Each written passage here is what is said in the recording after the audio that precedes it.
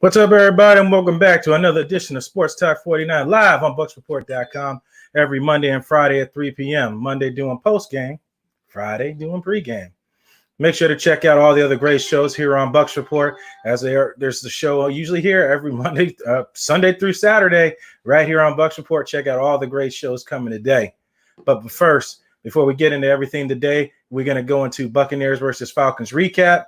Listen to Bruce Arians and Antonio Brown talk about the post game to the game, what it meant, what happened, strategy, changing the game plan, all that stuff that me and Peter Blake talked about on Sunday. And I'll just recap on some of the things that he said and Brown said, and we'll talk about it back and forth. As always, bring in your comments, bring in all that in there, and I'll talk back and forth. Hopefully we'll hear from Deshaun later. I won't have Allison on, but it's because, of course, the Steelers got to play later today, and we'll hear from her some other time because she always gives great insight. So sit back and relax, and let me hear from our sponsors real quick, and we'll get back right into as we always do. So hang in there.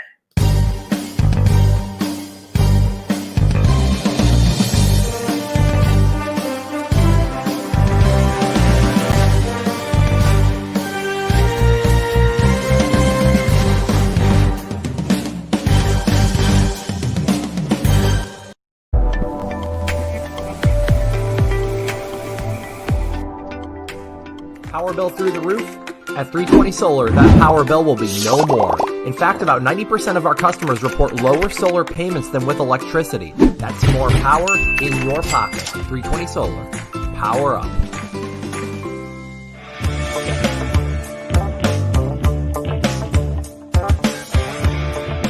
Going solar with 320 may cost you nothing down. But the work we do is not a $0 job.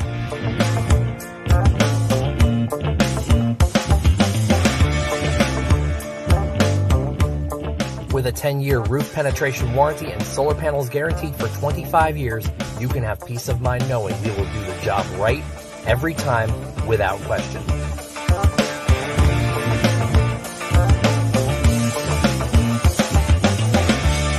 .320 Solar. Power up.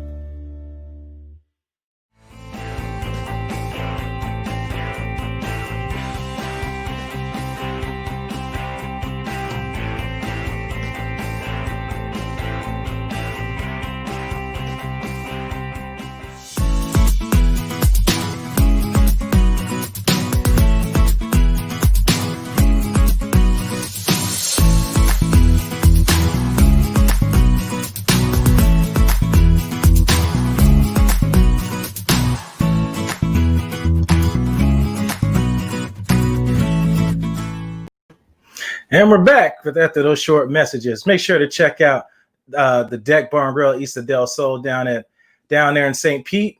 Great experience. Cedric Robinson in the gang run a great ship, tight ship, and great food. The wings, man, Julio came down there. He was tearing those wings up like he hasn't eaten in weeks. And of course, Peter, he loves wings. Just don't bring him any veggies. And as always, check out the 320 Solar. Go to 320solar.com. Of course, this show is powered by it, as among as the other shows. So let's just get right into it. Bucs win in Bucs fashion. Start off slow, put up 31 points in the second half, all in the second half. 390 basically passing yards in the second half. Falcons do what the Falcons do, give up leads, 17-0 in the first half. Absolutely dominated the Buccaneers in the first half. Well, I wouldn't say dominated. They just took advantage, and the Bucs couldn't get any offense going, and their offense got hot. And they scored points.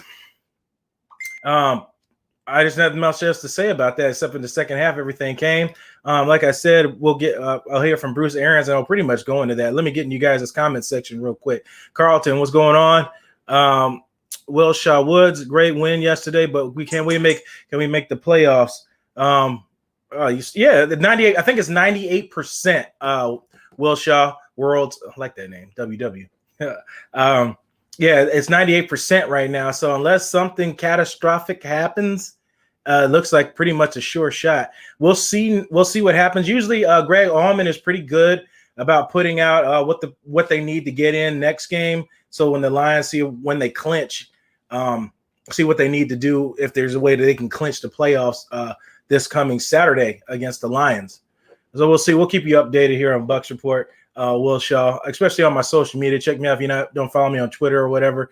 Just go ahead and follow me, and while you can win some of that free stuff I got. Christopher Fall, hey Bucks fans, it's Victory Monday. Yes, sir. Carlton Cook, yeah, with a really, really soft schedule in the league, adding another spot for the playoffs. Yep. Will Shaw World, yeah. Tim Witherspoon, we only have 99 or 98% chance. Can't remember exactly, but boy, they're about the same. Yep, that's what I'm saying. We'll see when they can officially get the playoff spot coming Saturday. I guess they'll put out the percentage what they need to win and who needs to. Of course, they got to win, but with other teams that lose or tie or whatever it is for them to actually clinch a spot, we'll find out later. Of course, the Bucks could still win the division if the Saints lose the rest of their games. We'll put the Bucks at 11-5, and we'll put the Saints at 10-6. So the Saints lost to the Chiefs Sunday, so they're on a 2-game losing skid right now, and they couldn't. Drew Brees came back, and they still lost the game. Jameis Winston was on COVID protocol, but it didn't matter anyway. It would have mattered if Brees was still out because they wouldn't have had a backup quarterback at that time. But now Drew Brees is back.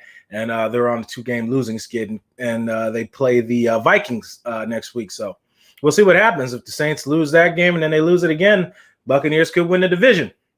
So we'll see. Let me get in a few more comments, and then we'll hear from Arians. Bucks win or Bears loss, we clinch. Oh, that's been confirmed, Misador. Post that up somewhere. We need to win and control our own destiny. Absolutely, Deshaun, I agree. Need to win their own games before you worry about others. I heard we clinch with a win Saturday. We'll see. If we win, we're in. That'd be great. Falcons are a bad team, though. We should have had an easier win, though. Very skeptical. And I should have known better. Well, I kind of did. I said, but you can never count out division opponents. You can never count them out because who else knows you better than people in your division? I mean, they know where your strengths and weaknesses are. They watch your draft. They watch everything you do because they're in your division. And I'm sure it's this. It's the same way with the Bucks and other teams. Where the division, except for the Panthers, is pretty much all new this year, and they have more tape on them coming into 2021 season. But they know you're the best, so you should never count anybody out. And Matt Ryan is still a pro quarterback, and as you can see, with given time to throw, he will pick you apart. So let's just get right in. The Vikings love to play spoiler for the Aints, and that would be crazy, right, Tim? So let's hear from Bruce Arians because I'm just going to add stuff, and I'm sure you guys got questions about it. And Arians answers a lot of questions, and we'll also hear from Antonio Brown, and we'll also get into the breaking point, that won the game. So let's hear from Arians and see what he's got to say. So get yourself a drink. I just clipped all the stuff that he's got down, so it's not like a long interview, but I broke down, made it quick so you guys can catch on to it. So check this out. Oh, definitely. He and Levante. And the Pro Bowl is going to be funny because they're both in the same position. And they could split enough votes to kill both themselves. But they both belong there, that's for sure. And but Devin, he's had a great year, had a great ball game in this game, obviously. And yeah, he is. Levante is the main leader, but he's the rah-rah. He's the let's go get him guy. Mm-hmm. Yeah, I would call them hat and T-shirt games. Yeah. This is a hat and T-shirt game. You get a hat and a T-shirt when you're in the playoffs, and so yeah, it's a great feeling for those guys. That was the goal this year. It was to get in the dance, and anything can happen once you're in there, but get ourselves in the dance, and we have that opportunity Sunday. Yeah, it's almost like quit talking about it. Maybe they'll change. You tried to emphasize starting practices, the first periods being the best. You identify tackling and make sure we're breaking down in front of ball carriers and not tagging off and getting in bad position. And we got a third down and 12, and when they throw a check down and we miss a tackle, and it leads to a long drive. I mean, the game changes. We make the tackle, and so it's like those little things, they keep adding up, and we've got to find ways to just get out there and get it done, in the first quarter. I think we played a little bit more man, and we played some double coverage, and took away the first option. And then the pass rush started getting home, even against the max protection. And so it was a good adjustment that Todd made and the players made. And it was critical that we get them off the field and get the ball back every single time, because we had to score with every possession. We knew that going into the second half. No, I don't think it was communication at all. It was just poor play. It was poor play. When you know when you have help and you know when you don't, and you got to play proper technique.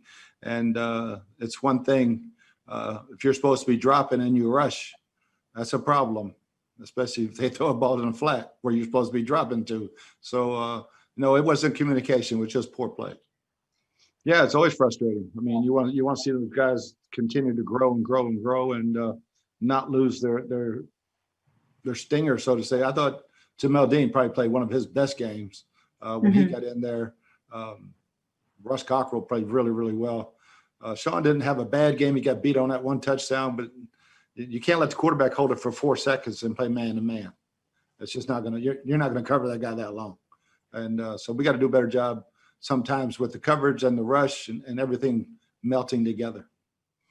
I thought it was fine. You know, when we wanted to run, we were successful. You know, punched it in twice on the goal line, ran out the clock at the end of the game. In between, it was okay. It was hit and miss, just enough to keep the play action really good. I think Sean can play better. We expect a lot out of him.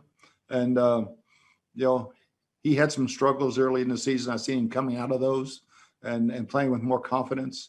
But again, we expect a lot of things out of him because he has a ton of talent and he can play better. Is there any update on Carlton Davis today? No, not yet. There's no doubt. There's no doubt. And, you know, I think first halves of ball games, if it's 50-50, I love where we're at. You know, the sense of urgency in the locker room at halftime, it was very calm by him.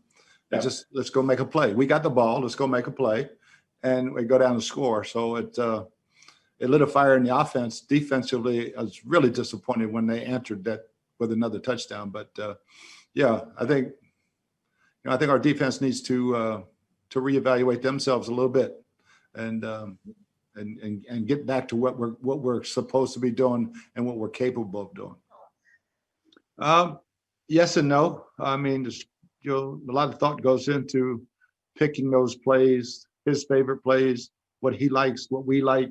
And you don't think you're going to throw a screen pass and complete it and lose, 15 yards because everybody was running backwards. So that doesn't have anything to do with the script. You got to go out and execute.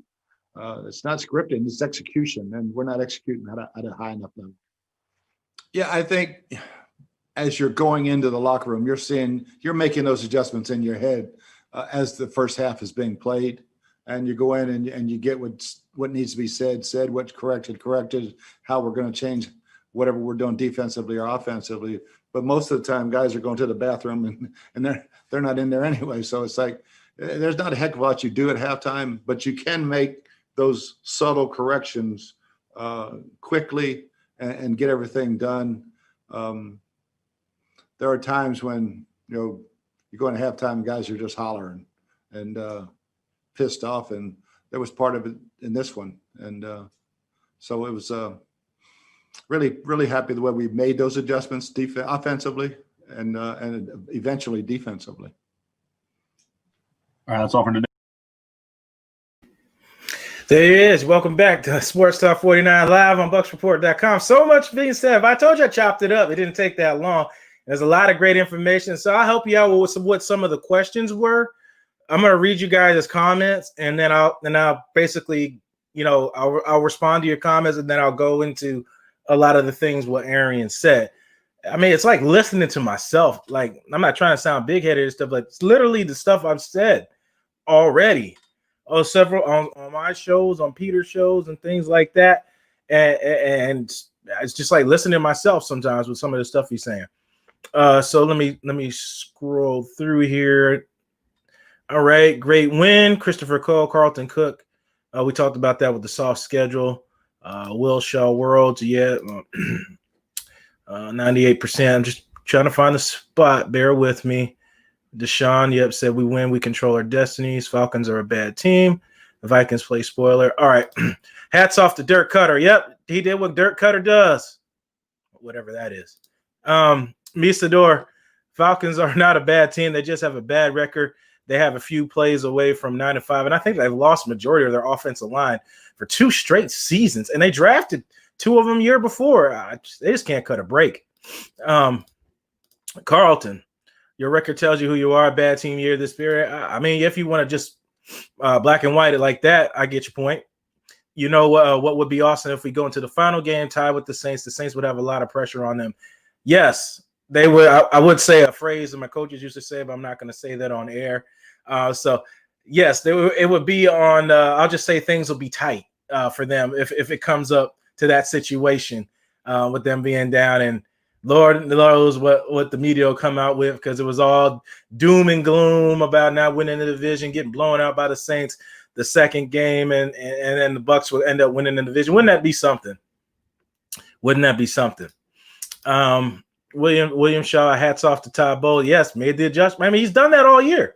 He's made adjustments, and that's something the Buccaneers have not been familiar with. Usually what we go in with the game plan with the first half, they go in with the game plan the second half and have a crappy record at the end of the year. Tim Witherspoon, his record is 16-14 with the Bucs. Is that a winning or losing record? His record is 16-14 with the Bucs. Is that a win? Who are you talking about, Tim? Saeed Garcia. I want the Aints in the playoffs. You got to play them a third time. Show who. I mean, if it happens, it happens. That Brady magic will happen. Make it happen. Misador, Carlton Cook. That's really not the case. You're going to tell me that the Jets are a better team than the Rams. Jets beat them, but the Rams are a far superior team. The Jets beat the Rams. That's all I got to say is the Jets beat the Rams. You're the team that gave the Jets a win and took them out of the first place contentions for the Trevor Lawrence sweepstakes. Not saying the Rams are complete. I'll say this: the Jets were better than the Rams that day. That day they were better than the Rams, and that goes to show you again that any given Sunday you can win or you can lose. Saeed Garcia. Ooh, just a couple of them. Make sure I get to it. The Rams are the most complete team in the NFC. We're looking ahead to the Seahawks this week for the division. Bucks report. That's my point. They were looking ahead, not worrying about the Jets. And that's what they get.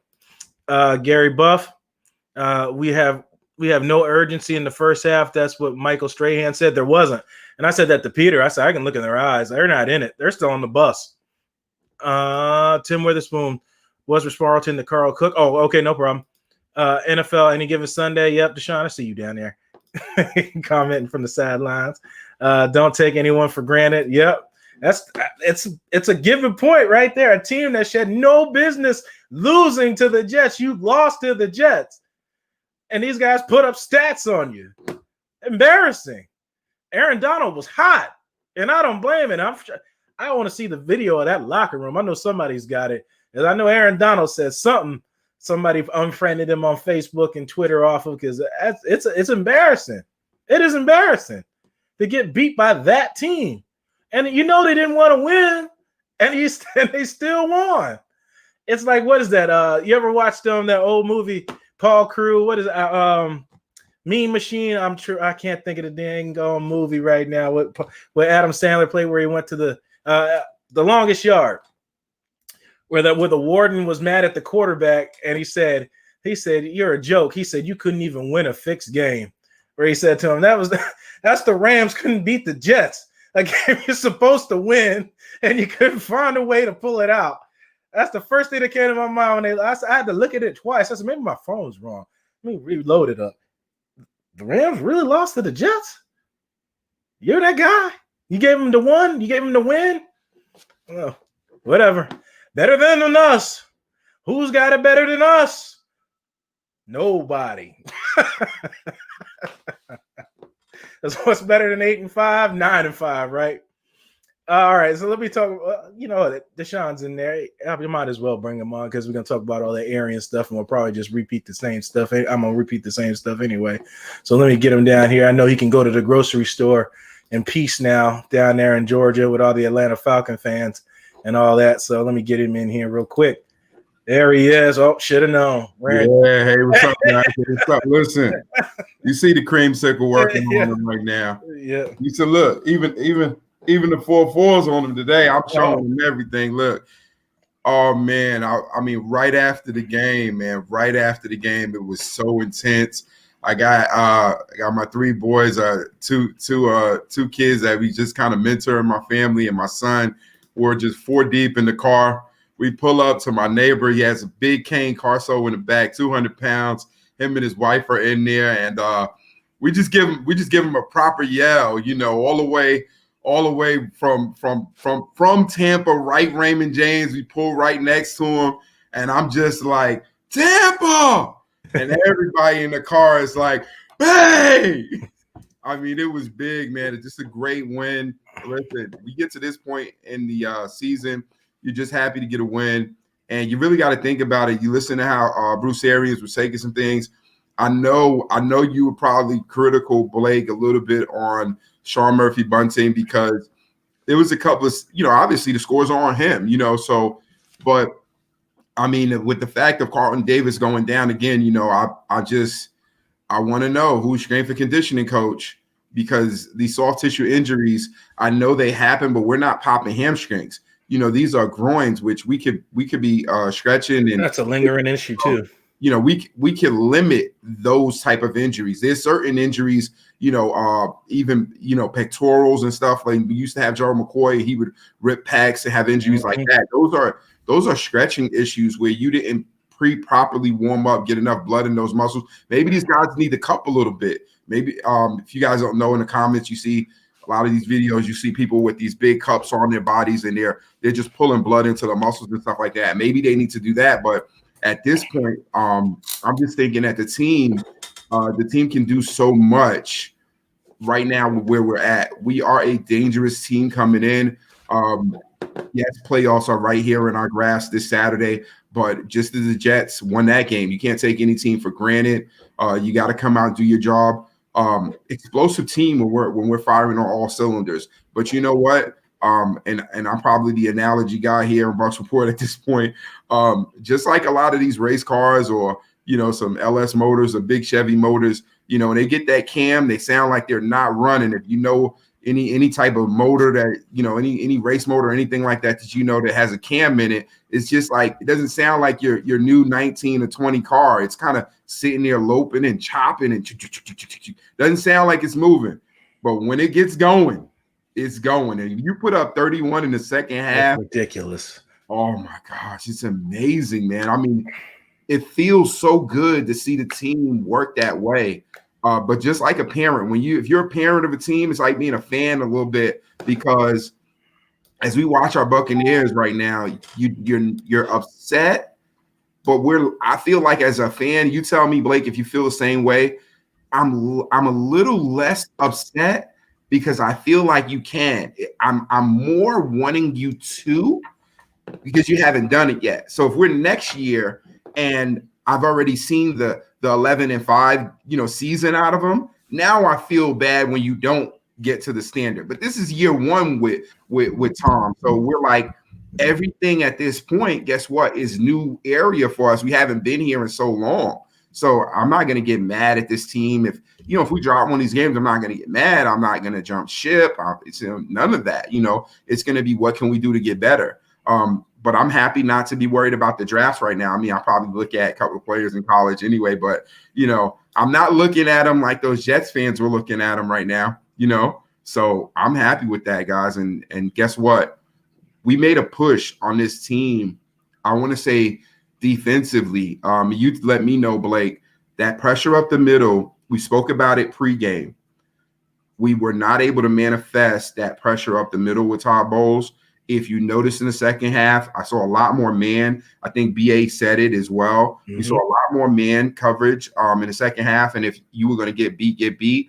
There was some secondary, and I did play secondary a while, but there was some secondary issues coverage that was happening with SMB that really was getting me. And while they were between the safety, there was some communication, it seemed like. how their safety. You saw Winfield closing out on that in-cutting route that Gage caught, and then he took it back outside. He's trying to go for the first down. It was like he didn't even close to the point that he was going to make a tackle. He kind of just was sealing more like you would do on like a punt return or something like that. Do you know what I'm talking about? Mm.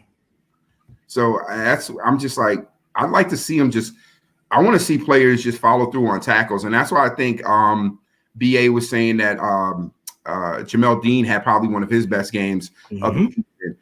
The physicality. And I know he has, to me, that's the reason that Jamel Dean and Carlton Davis probably can be two of the best corners in the league from an overall. Jamel Dean flat out has the speed. Carlton Davis is more of a technician than what we realize. I just think early we weren't realizing what his skill set really was. To me, he's very much a Richard Sherman type of corner. Very handsy and touchy. Just think about it. He's super handsy and touchy. Richard Sherman is not necessarily a blazer. He can run, but he's not a blazer. Carlton Davis is the same thing. You know, he can run. He's just not a flat-out blazer. A lot of the things that people didn't know about Richard Sherman was, one, his IQ is insane. That was the key part people underestimated about his game. The other part was Richard Sherman was a wide receiver for Stanford. He knows heavy routes. Hence why he doesn't drop. You tell me when Richard Sherman drops the interception, he high points the ball and picks it off like a wideout. Yeah. And plus on add that he's 6'3", is 6'4", with a ridiculous vertical added to the IQ. That's why he's going to be a Hall of Fame DB. Yeah. And he switched to corner. The IQ is what set him off, the way he can understand the game.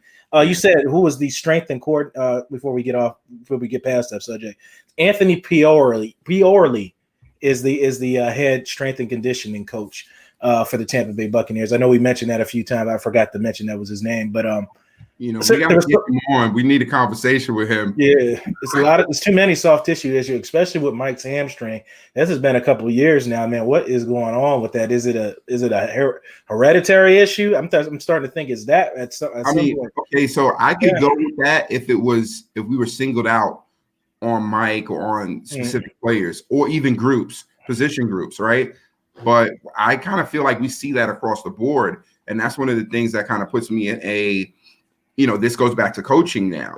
Look, we had those injuries with Gerald McCoy when at that point Gerald McCoy was a key cog for us, and he would get injury. Bicep injuries, yep. He kept having a bicep. Same bicep injury. You're wondering what's happening, and that's a stretching issue from the back tissue that I feel like once he had the first one, that should have been explored. So instead of that being negated the second injury, we wind up getting two more critical injuries where we need this guy and we're down because of that.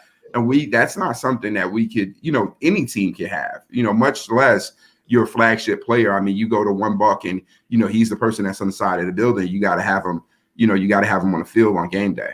Mr. Garcia was agreeing, which he said, those are facts, Deshaun. Can't get mad. It's Tom's first year. So if we win, it's all because of him. If we don't, it's because of him. I believe year two with Winston, we would have been a juggernaut of offense. I mean, we'll never know with that, but I get what your point. And Christopher Cole says, anybody think White could play outside linebacker? Peter, I told you I gave Devin White an A+ as far as a pass rusher. I think he's a great rusher. I think he's a great rusher. I just think that he's probably, if he has to go outside, he rushes great. I think he actually rushes great from the outside. We don't do as many loop stunts. That's a long run for a middle linebacker. Yeah, you don't see those happen as much in the NFL. You used to back in the days. You don't really see that happening as much in the NFL right now because teams really want to set you up when they go deep. So you're not it's not telltale, so much. So you can't have a Mike looping around the end. You're more going to see your stunts with your ends and your tackles. But that's just one of the things. If you physically saying if he physically could be out there, he probably got to put on probably 20 pounds, I think, to make him, for tackles when they get their hands on him. Because he's fast enough for sure. But he's probably what's Shaq Barrett? I think he's got Shaq Barrett by like. Yeah, Shaq Barrett's not a big guy. If you're asking, could he do it? Yeah, I think he could do it. But to say that's his main job, no. Yeah. No. So I guess Yeah. He can mix it up. I think he can mix it up because I think, for what they're doing with Shaq Barrett at this point, his versatility is through the roof. Like, I think right now, this has probably been another developmental year for Shaq Barrett, and he's still going to come in. I think with 2 games left, we could literally have 3 players with 10 sacks apiece between Shaq Barrett, JPP, and Devin White. And I think you said it in game day. Yeah. Yeah, 3 guys because he's at 8 right now. I told Peter, I said, this fool has 8 sacks. 8 sacks. Listen, and this, it's that where those delay blitz, like we're showing his blitz too. You need to be running the delay with. Oh, there you go, Misador. Misador is always on point. He said exactly what we were thinking. White, I feel, is more of a delayed blitz rusher, kind of like a running back finds the hole and hit. That's perfect explanation, Misador. That's exactly what he's doing. That's him. Because I was saying on Sunday, I think I messaged you. I was like, listen, if Fournette doesn't work out, we need to put White in the backfield because he was a running back, and we'll just, before he played linebacker, he was a running back. This kid's just a big athlete, man, and I feel like he can get on a horse and just roll if he needs to. To me, it looked like Fournette got out of the game because Keon O'Neal quickly let him know. I guess he had that big hit on the screen, and then he got hit stuffed in the gap earlier, and then he was kind of out of it from that. Then the Keyshawn Vaughn came in for a little bit, but then Fournette came back later, made that huge block on Keon O'Neal. Oh my goodness! To me, I was thinking, I saw it when it happened, and he was chomping, he was talking, and listen, I've been on defense. I've been on the defense that we talk, and we chew out offensive plays. And sometimes it's a mental game out there too, guys. I mean, everybody practices, everybody laces up too, but you can really take it to another team mentally and kind of get in your head. And listen, they were just playing outside of sorts. And Keanu O'Neal, I said it before, he was going to come downhill. Those safeties, were going to be there. He came down. Yeah, I was just telling Peter, I said, man, I knew this already. I'm just like, look at these hits he's putting on people. Oh, he laid out Mike. I was like, we get deep because of those hits, because I'm like, dude, okay, he's making all these tackles up in the front. Why are we not getting over top of him? He's playing too shallow in the box. I mean, he is not an over the top safety. He's not an over the top. He's really another linebacker. He's really a fit to the run game. And to be frank about it, their team is really built like our team is built defensively. Different. Obviously, we have 2 better corners on the outside. They got a young corner that's definitely going to develop into a nice NFL player at some point. I see how he stretched that outside. He is not going to do nothing. He showed you exactly what he was in that ball game against. You had a chance to guard number 1 drafted receivers, and you failed the test. Listen, so Mike was having his way with him, and I was surprised. Now everybody was having his. Scotty Miller stiff armed him. When you getting stiff armed by Scotty Miller? Okay, so hey, here's my thing with Scotty right now. I know some fans were like, "Oh, we're taking away from Scotty because we put AB in." BA said it. Listen, AB is a better blocker. He's just overall better. And listen, here's one of the main things that Scotty Miller is not. He is just speed. He is not elusive, actually. So when you look at the plays that we had, we went screens to Mike, Chris, and AB and Scotty. Every one of them was pretty much productive except for Scotty. And to me, he was one of the fastest. Now, I will say he had that catch where he laid on the ground, and then it felt like everybody yelled, "Get up!" It looked like he was done. I was like, "Fool, get up!" Yeah. And then you almost fumbled. I looked right at Peter. I said, "If that's a fumble, I'm done with Scotty Miller." Yeah, I mean, listen, I'm done with Scotty Miller. At that point, I think he was the one. He caused AB to get that deep shot because, listen, as we get closer to the playoffs, things are going to happen. I have actually, and everybody may not agree with this, and I'll see what's your take on it, Blake, because I'm going to tell you who did some things that make me think that they're actually a better player than what they were, and I know they were pressing. And I know that because we've spoken several times. I know Misador is going to know what pressing in that fashion means, and some of the other guys, and I know you know what it is too. It's Keyshawn Vaughn. When he had his opportunity, I just felt like he just wanted to show so bad what he could do that there's that split second that when you're behind the number one line, you know that block's going to open up and you have confidence in it, so you don't try to bounce it immediately outside, that you only get from being behind the number one line. When you're in the set and you run with the twos, you know how the second line blocks, and you know you have your second and a half or your 2 seconds to get from behind them, because it's going to go to the crapper. But there was that he didn't have. And the running game out of this game, I know a lot of people kind of get on Peter Blake because he's so, Rojo that, but I'm like, listen, Fournette did enough in this game.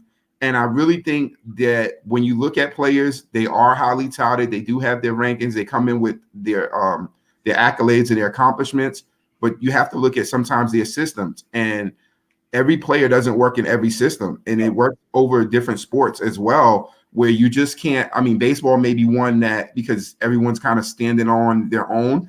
But when you take basketball and football players and soccer players and hockey players that have to work in systems, you have to put them in the same exact system to get the same exact result. When you put them in a different system and you want the result, listen, it doesn't always work that way. This is why I think Shady looks good, because Shady's pretty much in the same system offensively that he was in last year.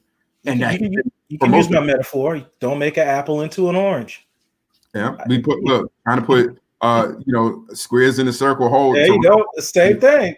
Don't do it. If he's not good at something, why are you going to try to make him something he's not? But listen, hey, you guys tell me, and I know you say it in the comments, guys, and Blake, you tell me, there's a couple of times that Brady just doesn't get these passes to him. And those, I know we look at him and be like, oh, Fournette didn't make this catch. Oh, you're talking about the little screen passes? He screens. He's yeah, there's been a lot of bad passes. No one's around him. And even the last game when we were like, oh, he dropped all these screen passes, Brady's just like, it's like, dude, you got another extra second and he's not there. Like, give him something to work with. Like, you're giving him you got to make it a good point. There was a lot of passes where he got one hand on. Yeah, I'm like, no, picked up. There's one thrown over them. He's had to do this, which he has not do. We have like Rojo, Seaman, and I know Keyshawn Vaughn can do it because I saw him, get elusive there, and I was like, oh shoot, this guy's he's about to get his wiggle on. But he was pressing too much and he didn't really get that full opportunity. But I would have to say Fournette did a little bit more in this game from being elusive. Was that? Mr. Norris talking about? He said Brady's screen passes are business decisions. He doesn't want to get drilled. I mean, that's why we didn't say anything about those, because those were some skeptical passes on some Leonard Fournette. He can catch, but I don't think he's one hand in these things. Yeah, you can't put him in that position. I mean, that was the only thing. You put him in a position that was not really conducive. Now, had he made those, it would have been better. And I'm sure. Obviously, I live right here in Georgia, so I'm going to get Falcon fans throughout the rest of the week. Oh, this pass and this pass, and I'm like, dude, did he just not have intentional grounding in the end zone? No, not intentional grounding. The last play, I can't wait till all 22 comes up. That last play, the fourth down, Jason Pierre-Paul. Oh, no, he was getting held. He was getting held in the end zone. Yep, raped, mugged, everything you could think of, and it was a sack. He was getting held a lot, and you know what? To say that JPP hasn't really been being pushed inside, and all the way back since he came from the New York Giants, and they were running that NASCAR set. Where they would be like NASCAR, and they'd have their guys just interchangeable on the line. He hasn't been really chunking down inside that much. So this game, we did try to manifest. So listen, look, when I say we're trying to get people inside, you got to think to yourselves, guys. Some of the pundits and the people that we have here on Bucs Report, and also you guys as fans too, you got to be surprised at sometimes the plethora of knowledge, Leo Haggerty word there, that we get here, because Todd Bowles is doing exactly what we're talking about, trying to manifest some pressure up the middle. And he did that in several ways. He did it with White on the delayed blitz late. He tried JPP inside to manifest an interior rush. It just was non-factor in the first half. And some of that had to do with in the interior, between those two guards in that center, it is a lot more likely for you to be held and to be held in a position that's not going to get called. Yeah, And Alex Mack in the center too, a decent center. They do have a good center. And he didn't, JPP, forget the finger. When he has that arm extension, he's creating the space that defensive ends need to force you to hold them. Linemen love when you're up close because they can hold on to you. But when you extend the arm, and look, there were several calls too for that fact that Shaq Barrett was getting held right in front of the camera that flags didn't fly. We didn't get a flag in this game until the third quarter, I believe. So if you want to say, hey, they were letting him play, I'm going to go with that. I'm going to say, hey, that's on both sides. So, not mad at that at all. We'll just take the win as it is. And I'm, as far as us starting fast, now we kind of already, we're kind of prepared for this. Now, this could be something that bites us in the tail later on if we're always got to be a slow team. But at this point, it's just like your kid passing at the end of the semester and they weren't, they pull it out. You're like, hey, shoot, summer school. Hey, you get to move on there, buddy. Great job. You heard what Arians said. He said, like, I cut out the part where the questions to cut down it, but he was asked that. He said, so what about the slow short? Jenna Lane said, I know I've asked you this before. Mm-hmm. What can you do to, try to alleviate that? What are you trying to do? He kind of chuckles, Arians, because he said, we're trying different stuff. He said, but quite honestly, he said, I'm at this point, he said, we're just stop talking about it. He said, hopefully they'll just go out and do it. Listen, maybe you're missing it. Listen, it's one of the reasons I got this jersey on today. So I'm not superstitious at all. But I did have this jersey on and I took this crap off because I was like, wait, I usually don't have a jersey on at the game or just watching.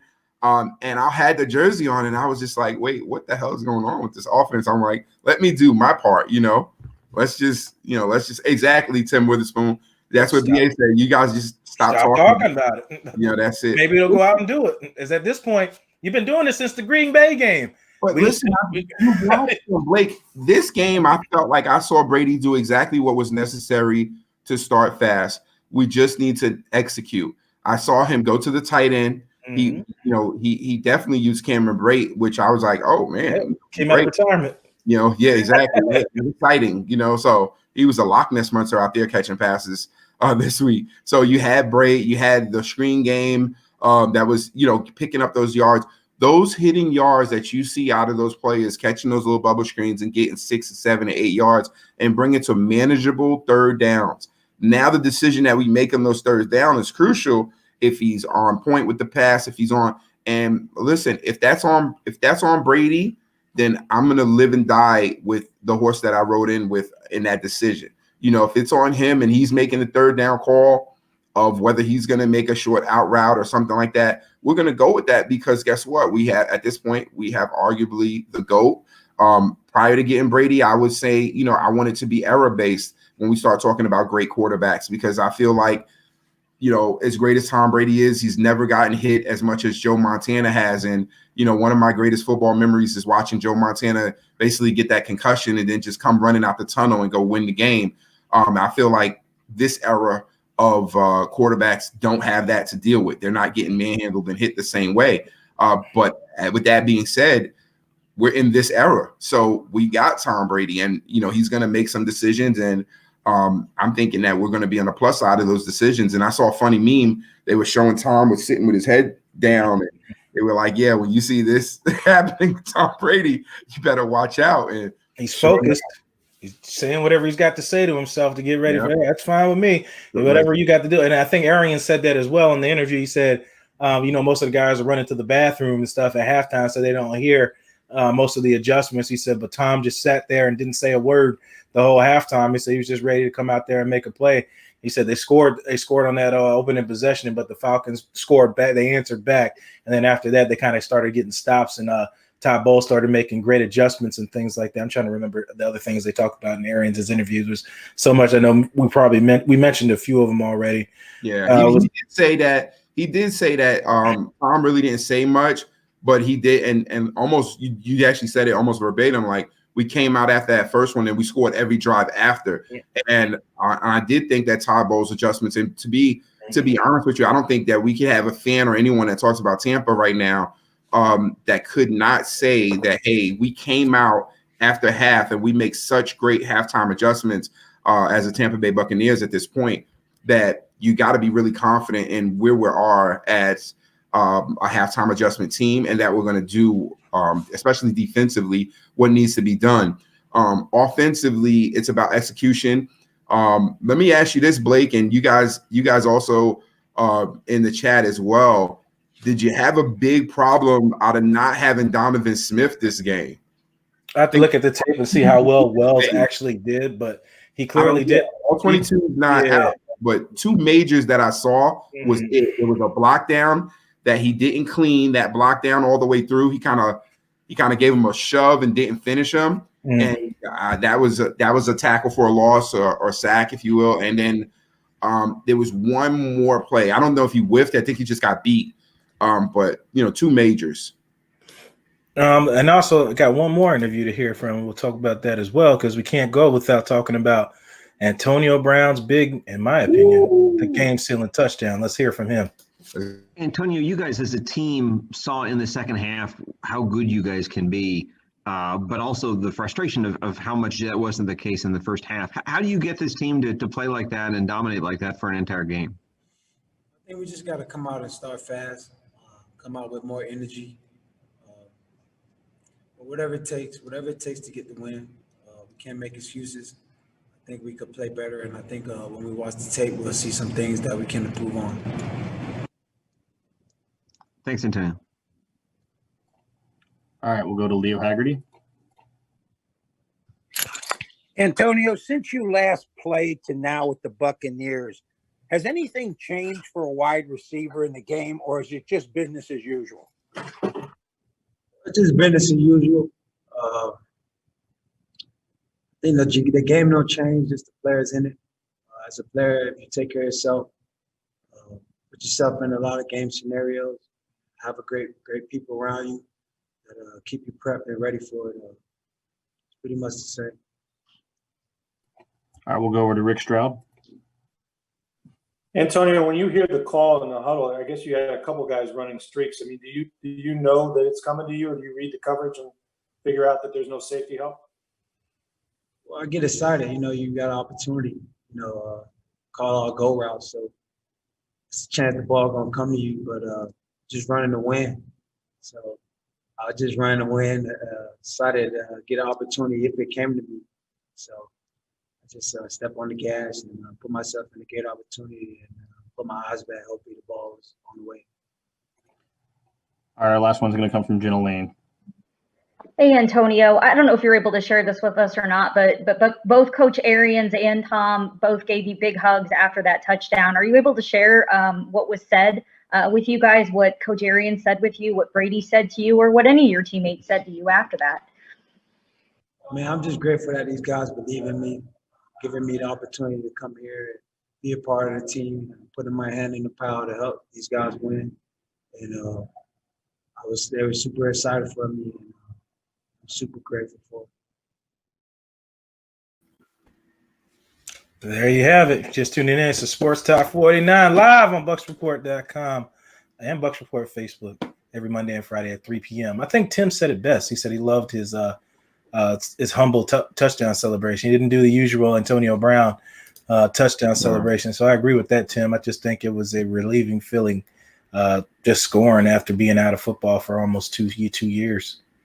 Yeah, I think so, Blake. I think that, listen, this guy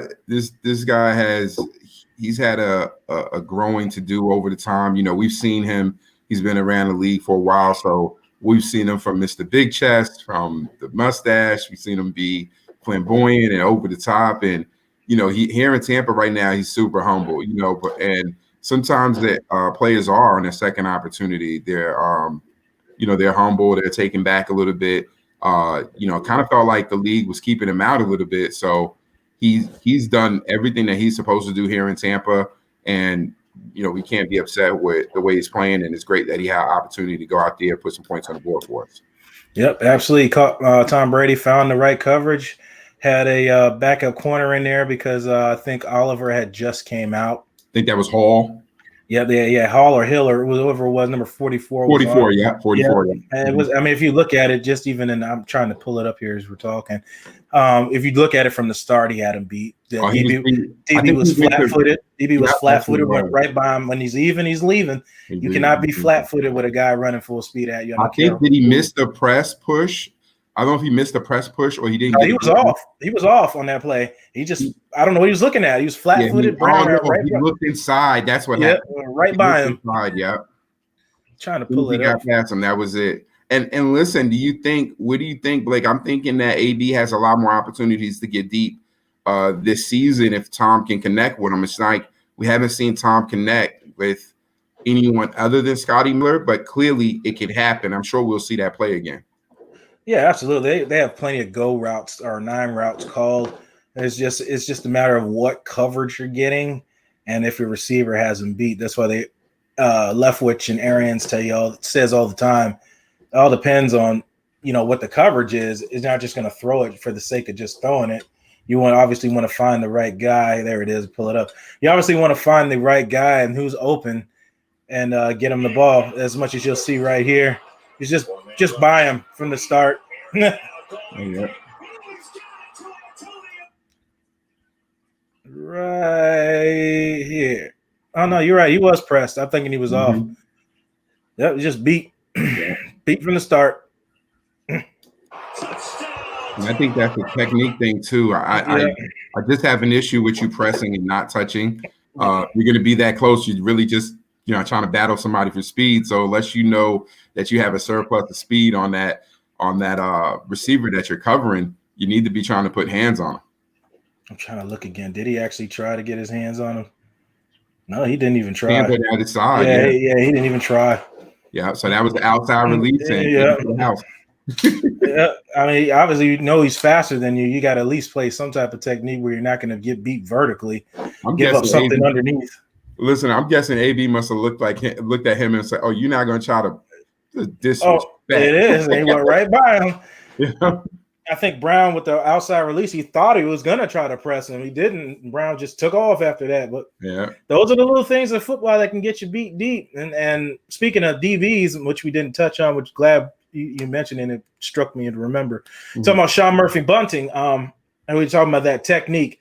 Granted, the slot position is probably the hardest spot to cover. Why? Because you don't have the sideline as an extra defender. When you're in the slot, your receiver can go any direction at any given time, and that is hard covering on a 50-yard football field, and especially at the beginning of the game where they weren't getting any pressure and you're in man coverage, you're in trouble. You're not going to be able to cover a guy dragging from the right hash all the way to the left hash. It's impossible, especially with these kinds of receivers with the speed. To me, I think that's the key right there, Blake. We're talking about some receivers who their skill set is, they have a plethora of dimensions that they can really work with. They can take it deep. They do comebacks. Atlanta is known to do a lot of in-cut crossing routes. Listen, if you watch the pregame show when we talked about, listen, he went to the hash marks and he went to that outside receiver. He went exactly where we said he was going to go. Everything that we said. Listen, at this point, what Tom Brady said last week, teams are who they are. They've already shown you their tendencies. You're not going to see many things that are going to be different. And I just felt as if Sean Murphy bunting, I know we give him a lot of flack, but let's just put a little card in his hat right now. He's one of our corners that we're moving him into multiple positions. That is super difficult. It's not as easy as people think, and it's the reason that you don't see many corners moving inside to outside. The technique and the skill base is a lot different, and that's one of the things that he's been working on both. But if you notice, when we do get Carlton and we get Jamel Dean back, he always goes back down inside. So maybe he's a better fit there, or maybe it's just situational with them being physically bigger corners on the outside. And Tim makes a point. He said he can't cover with his back to the receiver as well, like he did on one of the touchdowns. Yep, I think it was really he lost track of him. I think he anticipated him coming inside and went right back. Yeah, he was, and you got to look at that, and wrong. That right there that he's completely looking at the quarterback, and he's not even getting depth anymore. He just stopped moving. That was just a blown coverage by him. Yep, and I tell you that all the time, DBs cannot be looking at the quarterback because for some reason it makes your feet stop moving, and the receiver is not stopping. He knows what his route is. He's going to keep going, and that's what happens sometimes with this team. But man, you said it tons of time. I said Falcons like to get chunk yarders. They're not a dink and dunk. They're not a dink and dunk team. They like to get right in that crease, right behind those linebackers. And Matt Ryan will give even just stupid play action fakes just to get the linebackers to bite and throw it right over them. That's all he kept doing all game. I said, this is getting repetitive. There was one thing that I noticed. Well, hey, there's one thing that I noticed. Let me ask you this. As you week to week, when you show yourself to have weaknesses, teams go to exploit those. Fullbacks and linebackers. Week to week, you now start seeing running backs or fullbacks, linebackers leaking into the flats on us because our backers are so fast and they try to get into those passing lanes on coverage. Early first quarter, they're dropping those passing lanes. I thought we were going to get a pick by batting those passes down. Well, what did the Falcons do? They came back and they said, no problem. We see you getting depth on your drops. Let's go ahead and get it right underneath to these fullbacks coming out shallow for you. Put the ball in hands. Let them go pick 5 and 6 up and get us manageable yards. We don't know if you're going to miss tackles or not, but if you do, they'll take it. And, they got a lot of chunk yards, and this is week to week. This is 2 weeks in a row. I would say that we had the same type of reception being called on us if you look at the chart. And that's just something that we can't continue to do. We're going to need to get better coverage now with Luke Stalker, because early in the game when I saw Luke Stalker, I'm like, not Luke Stalker. Not another one. But one thing I will say is that this week, we're looking at this team, and when BA said it, I was like, oh, you know what? That outside linebacker's got the flat over there. Yeah, he didn't drop. He didn't drop. He rushed. And that was a blown, that was assignment blown football. And you gotta do your job. Bill Belichick in that Patriot way, it works when everybody does their job. It always works when you're bought in. And this defense is just going to have to do that to finish out and be, playoff ready. Yeah, absolutely. And speaking of grades and all that, I wanted to go to mine, what I had here. Pull it up for you real quick. There it is. So that's why I had my to-do list for the game. So let's see how they did. Start fast. Obviously got an X because that didn't work. Convert third downs. I gave them a check mark because the second half performance was outstanding and scoring on almost every possession. Well, scored on every possession they had to. And then, of course, they won the turnover battle. It was 0-0. I'll give them the check for that. Must have 100 yards of rushing. That did not get accomplished. But the running was efficient enough to finish out the game, though. Defense, what we just talked about, Sean. Limit big plays. Killed you all game. Collapse the pocket was a failed experiment earlier in the game. It came up later with the delayed blitz. Must sack Ryan. That came later in the game, and which ultimately led to the victory. Wan'Twan Winfield made a great play, and of course, Matt Ryan played out well in the game. Touchdown saving play by Winfield, man. Huge play, man. Huge play. To me, he was beat. He almost undercut that route a little too short, but almost only horseshoes and hand grenades. He got close enough to bat it with the one paw. And listen, receiver even could have, depending on the receiver, some receivers reach back and they go for the ball instead of just waiting for it to drop in their lap. And we all watched it literally. If the receiver just reaches out for the ball, he's able to take that, and Winfield can't cover, can't defend. I don't think he ever saw Winfield coming. I know what you mean. He wasn't aggressive at all. I think he really thought he was that wide open. He thought he was that wide open. He was that wide open, and then just Winfield just got on the horse. And did he? He got on that horse. But listen, it is such a beautiful thing. If you look at secondary play, I mean, it's such a beautiful thing to see a safety get on their horse and get over when they're covering ground, and that they've been watching the quarterback, and the quarterback's playing games with his eyes and his head and looking away and stuff like that. And that ball comes out, and one of those safeties gets on their horse to get over. Listen, Carlton Davis did that too, where he pops off his coverage and comes back. Crafty. I think at this point, I'm looking for these defenders on the Buccaneers secondary or in the Buccaneers secondary to get a pinch more confidence.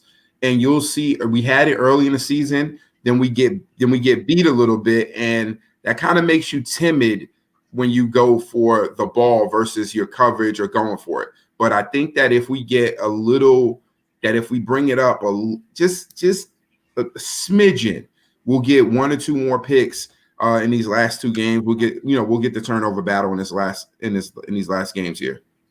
Yep, that's what I wanted to see. I wanted to see more interceptions this game, but they didn't happen. They got Devin White got 3 sacks out of it. Should have been a few more sacks with some holding calls being missed in that game. Obviously, the one big one at the end of the game. Luckily, it didn't turn out to be a first down on that 4th down. I would have really been irate on that because Jason Pierre-Paul should have had a sack safety in the end zone, and he just got straight mugged, and it didn't get called. So, granted, it'd be the ball don't lie. The receiver ran a short route, and that part threw me off. I said to Peter, I said, if John Madden was broadcasting this game, he would have flipped his wig, because why are you running a route shorter than the first down marker? It doesn't make any sense. You run a route 5 yards short of the first down marker, and you got I don't know. Like, you don't do that. Like, you need a first, but you know what?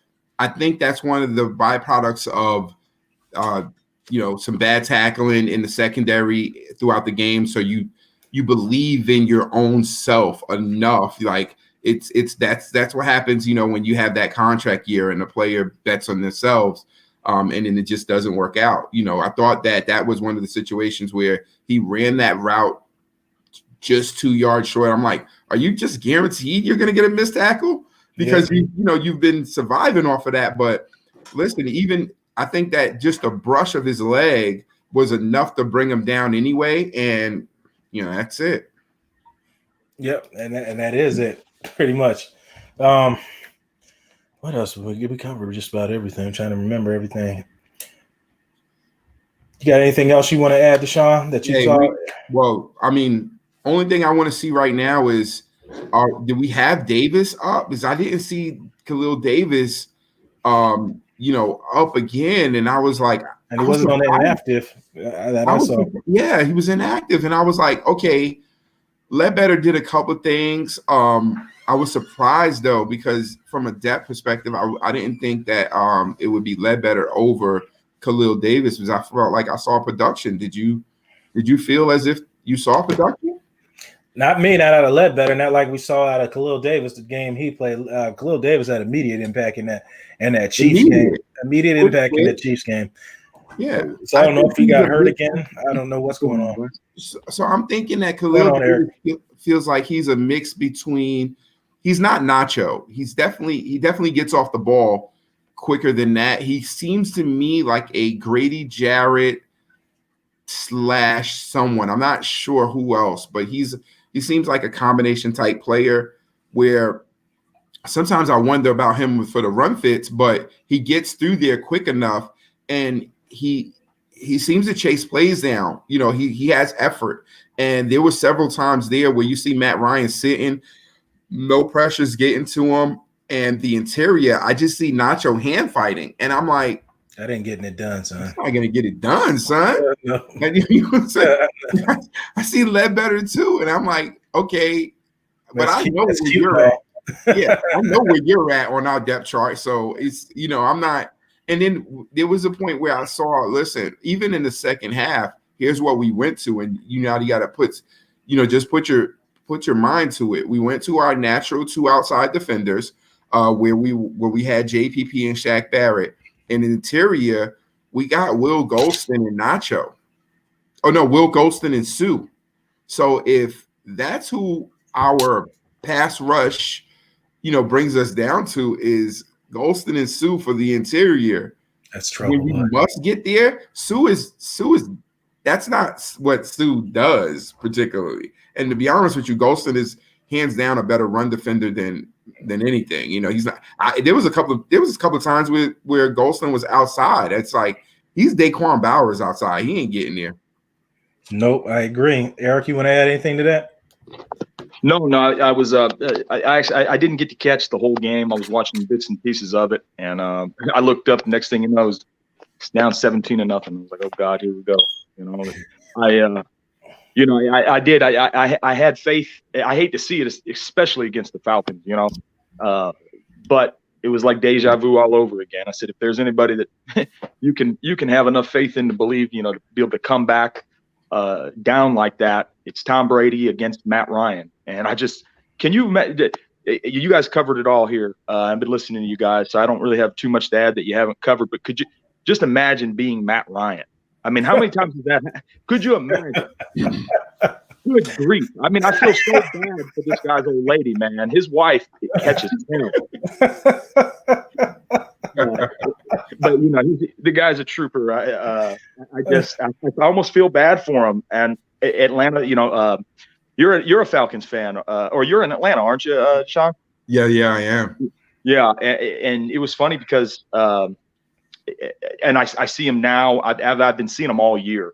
You know, diehard Falcon fans, you know, posting these videos on YouTube, you know, going through the whole house, snatching plaques down, burning jerseys, and they're just like, I'm done. I don't, you know, pick any other team. I am done. You know, I don't know what it is. It's, and I don't know. What do you guys think it is? Is it because they've had multiple coaches?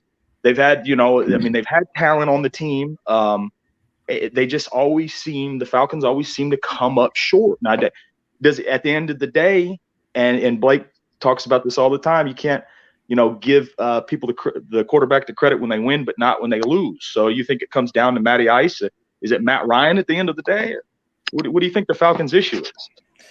Their defense has never been good. They can't close out games. That's pretty much why you have those comeback victories. Now, the offense doesn't help either, giving turnovers in some of those games and not getting first downs when you need to close out games. So it could go both ways, but Falcons defense hasn't been that stout since the year they went to the Super Bowl against the New England Patriots, which unfortunately for Matt Ryan is forever be engraved as 28-3. Listen, hey, I'm with you there, and I'll also tell you this. Here's the next part that I have on that. I think it goes down to the fact that you get teams, and I'll liken it to Tampa right now. As we got this roster, beginning of the season, people saw this roster and they immediately said Super Bowl. Anything less, it's Super Bowl or bust. And a lot of times people saw the roster and they say, you still got to put stuff together. Not one time yet has this team had 4 quarters together in a complete game that's looked or even matched up to the production that you would think that this roster could. You know, hasn't happened yet. Also, there's always a key couple of pieces that you haven't added. You know, when adding, we've added everything to the extremity, and we haven't taken care of the core. And that core, to me, is going to be in the trenches. You know, when we had Avia, we were there. We clearly got exposed that we don't have depth. You know, we got 3-4 people from a depth perspective that can do nothing to really follow up the first act. Same thing on the offensive line. You know, we didn't have a huge problem yesterday, which was great. But, you know, if this is several games, I'm sure, you know, teams will go out. The Falcons just really can't exploit us on the edge like that. But other teams, you know, are built better than them. For the Falcons, as far as the Falcons are concerned, you know, the team is always under what we're facing this year. They're always really thinking, hey, we have Julio, we have a run game, we have a quarterback. So every year they pick up 1 or 2 pieces and they think, oh, these are the pieces to take me over the top. And then when that doesn't happen, you know, Eric, you have fans selling the farm. You know, you have them burning $1,000 worth of equipment and jerseys and hats. And, you know, hey, the good thing about it is, you know, we're Tampa Bay Buccaneers fans. You know, we just chalk it up to it's a Bucs life for us when it doesn't work out, and we keep it going. Yeah, that's it's one thing, you know, to get whooped and but I mean to have all these leads, you know, all these years and in Super Bowl, and I mean to have these leads and be ahead, and I mean that's the worst type of loss, you know, when you're ahead and you got, you know, you're feeling good, and then all of a sudden it's just like, man. But I'm glad that we took care of business. I had a feeling, I really did have a feeling that we would. I thought that I thought it was going to be interesting to see what Fournette did. You know, Rojo was out with was that the correct me if I'm wrong, was that COVID protocol because he had surgery or something? No, it's just he had COVID. No, he said he was next to somebody or something. He had to go into the COVID protocol. Hey, Eric, I'm thinking this. When you say that, at some point it becomes mental. Like you get to the point where you're winning, and look, we've had it here in Tampa. We get to the oh, what could happen now? And sure, if you start looking down, you know, tightrope walkers know about it. You can't look down. So if you start looking down, you're going to fall. So if you start looking like, you know, they're up 17 points against us. They're at home. They should be winning. And you know what? They're looking for what we could do. And the worst part about it for them is we have the guy, the catalyst. You know, we have the Tom Brady. You know, and that's it. You know, boom, Tom happens, and you know, it's a Monday morning story. You know, who's next? Detroit, is that correct? Yeah, I'll be having one of their draft picks come on here, and they'll talk about awesome. talk about the matchup, and they'll talk about he also played for Bruce Arians and Todd Bowles, so he'll give some insight on all that. So look forward to that coming up. They're missing Matt Stafford. No, not Matt Stafford. I have no connections to Matt Stafford. Yeah, he's hurt though, right? No, I mean, when is Matt Stafford not hurt? I mean, but no, he's still playing. He's not on IR. I know he had some issues. I can't remember what it was, but I believe he's playing hurt, which most players are at this point in the season. He's always playing hurt. Yeah, but I think I expect him to play. If you're asking me, I expect him to play. He'll play. Yeah, well, I mean, after this season, him, and then you got to think Julio too. I don't know his contract situation, but I'm gonna say right now, Julio's traded in 2021. Yeah. Wasn't he asking for a trade early this year when they were going through all those losses, all those comeback losses? I know he keeps asking for pay extensions, but I don't know about the trades. Well, he did get that contract before though, so they gave him a piece of the contract. I think he's probably at the point where he probably wants out. And I think they'll part ways mutually this year, just because, you know, where they, you know, because a lot of production, you know, they're getting a lot of production out of Really Engage, and they're not paying those guys like Julio's getting paid. So whenever a team can get production out of players and they don't have to pay them the same, they're gonna, you know, they'll get rid of that. I mean, there was this season they couldn't get rid of Julio. They gave a king's ransom for him with those first round picks and stuff like that. So they had to keep him a certain amount of time. But with the injuries getting on him the way that it is, it's probably best for their team to part ways with him now. Because the Super Bowl run is over. That's why I'm saying that. And it's possibly time for Matt Ryan closely as well. I'm pulling up Julio Jones's contract that we're speaking of. So you're talking about a guy who's 31 years of age and is constantly injured. So, this is going to be tough for them. They're going to have to, they owe him. They have 3 more remaining years on his contract, which is up at 2023. He'll be 34 at the age of 34. Then his dead cap next year would be $38 million. Oh, no, so they they'll owe can't him. There's no way they can do that. He's a lifer. He's a lifer. They're going to extend him out to try to adjust that to have it soften the impact on their salary cap, and they would have to. So they're at a point right now where Julio has the Falcons over a barrel. Yeah, you know, they have to let him play out the contract. So I don't think they would even consider it till 2022, which their only dead cap would be $15 million, and then year after that would be $7 million. And it should go up too. The cap should go up, so that $15 million won't impact them. Probably only about half of what, you know, it would. So maybe it impacts them to the tune of, you know, $7 or $8 million, and it's more effective for them. Yeah. Already covered it. What did you think about that? I mean, that was a critical time for AB to get his first touchdown. It was beautiful. What did you guys think about that? Game stealing touchdown, and they never looked back at that point. Once they took the lead. We got a couple crucial calls too. I went back and watched the highlights. There was two calls. I think the one at the end where they gave us that first down.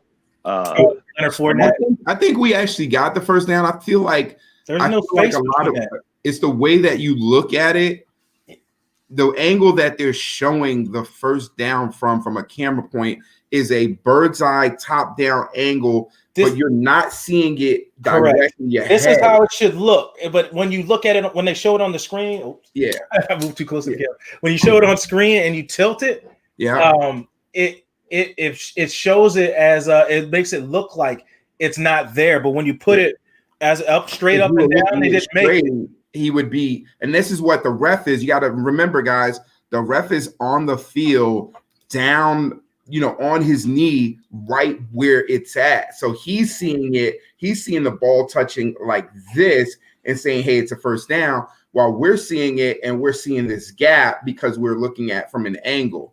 So, they could have busted out the index card like the old AFC Championship Jag game. Oh, yes, old school. Well, they still keep. I know the refs still have an index card in there, so he clearly saw it, so he didn't pull the index card. There's no. It was literally at the point where there was no space between the ball and a first down marker, and that's when they made the call. There wasn't even inches. It was literally at the point of a first down. That's why he didn't even pull the card out. Yeah, and so they did, and this is something I didn't catch. But so they did. I remember they used to have the replays when they would be a review. The ref would go into the the booth, and then they would pull the hood over them. They did away with that completely. The reviews to be able to watch it on. They still have the ability to review it. It's just that he spotted it on the field with the bag. I saw black bag spotted it. If you saw when Fournette went down, and then there was a video where you can see the ref actually, he moved the ball out to the farthest point that Fournette had it prior to trying to tuck it back to protect it. So the ball had gotten to that point, and then he got the spot. So, it was kind of good there. All right, boys. Hey, you're doing a great job, guys. I get out of here. Check out mycannabiscard.com. Bucks Report, Sports Talk 49. You guys are doing an awesome job, and hope everyone's doing well. Merry Christmas, and we'll talk to you soon. Hey, no problem. Merry Christmas, Eric. Yep. Hey, quick one, Blake. Quick question for you and everybody else in the chat. Does Mike Evans get to this 1,000 yards in these last two games? He just had to get that 110 to make everybody think about it again. Had he got like 50 yards, nobody would say nothing, but he got 110 and still puts him in that reaching range, and you're playing two bad secondaries. You play Atlanta again, you play Detroit. Let's see what happens. It's will going he to be a victim of value? Yeah, let's get our shirts. Mike Evans, victim of volume. let's get it going. Hashtag Mike Evans, victim of volume. I mean, everyone's saying, all I hear is, hey, Mike just wants to win. He just wants to win. I mean, he's this close, though. Would it? Just had to get 110 yards. If he didn't get it, it was no. We wouldn't be talking about it. He had to get 110 yards that game to put you just right there, just to talk about it. He said, I felt like he could have probably gotten more. He should have scored, but Keanu Neal put the boom on him. He let him know. That second, he got leveled. Make no mistake about it. I felt like he tapped that chin. You saw his helmet get that wiggle to it. I was like, oh, Mike took one right there. I was just like, Peter, I'm like, yo, this Keanu Neal is laying that wood. I'm like, but that's why he's always injured, because he plays at 100 miles an hour. The other safety too, the Devontae KZ that they have.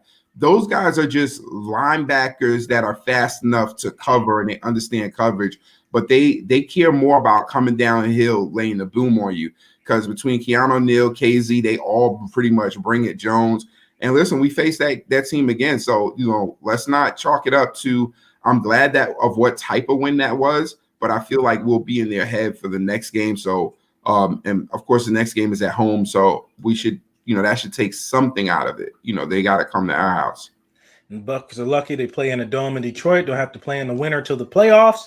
Yes, we're talking playoffs. 98% after the win Sunday. We'll find out more. I believe everybody, I think Misa Dor and a lot of you guys said if they win against Detroit, they seal the.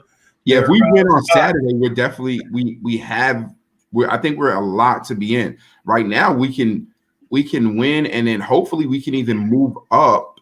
Who would we'll talk about that on the next show. Who would you like to see? But we'll just see. We'll leave it with that. Mike Evans, victim of volume. Yes, Peter, we're stealing your stuff.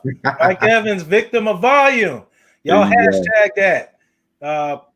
You want to go on the outro here, Deshaun? Let everybody know what you got going on, or you want to save it, or whatever you want to do. Hey, we're gonna save it. Looks like I'm gonna be coming to you guys right here on the Bucks Report. More of the same greatness that you get from every show here on the Bucks Report. I'm gonna be coming to you guys on Thursdays. The time is going to be in the evenings. We're going to reach out to you guys. We're going to have a lot of fun, go over a bunch of stats. Everything that you get out of me, you get a full hour of that on Thursdays coming up soon at a Bucks Report near you. All right. Good to have you. I'll see you Friday, Deshaun. No problem. Go Bucks. There we have it. Deshaun, Eric. No Allison, of course. She's got Pittsburgh stuff to do, so I don't blame her. She said it was lame. I said, you ain't lame doing work. You're doing work, man. You got to work. Yeah, you got your Steelers stuff coming out. There's a lot of content to put out, so don't feel bad, Allison. You're good. But that's what it is. Make sure you guys follow me on social media. I think I got a clip for you.